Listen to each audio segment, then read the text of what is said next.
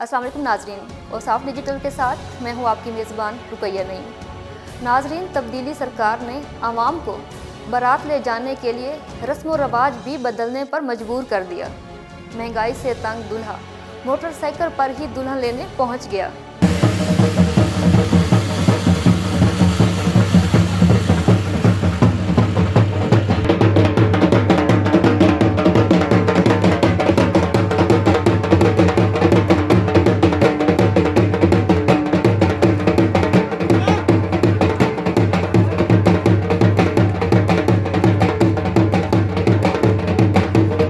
कमर तोड़ महंगाई ने कंवारों को भी इम्तिहान में डाल दिया है।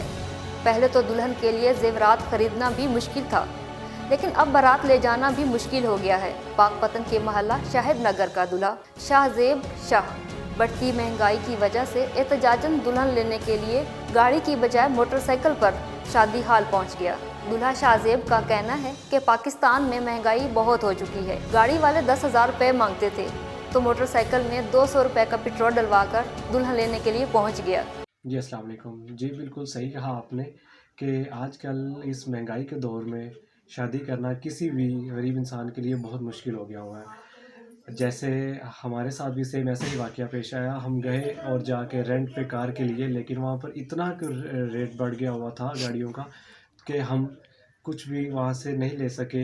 इसी दौरान में घर में बड़े भाई से मशवरा किया और उन्होंने हमारे लिए एक बाइक अरेंज की, जो कि हमने बाज़ार से सिर्फ 200 के पेट्रोल में हमने बारात लेकर गए और वहाँ से वापस लेकर आए।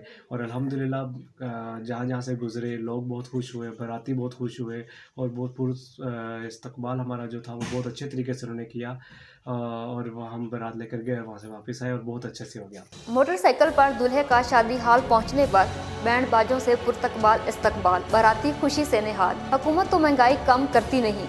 महंगाई में इस तरह की मिसालों से ही गुजारा किया जा सकता है।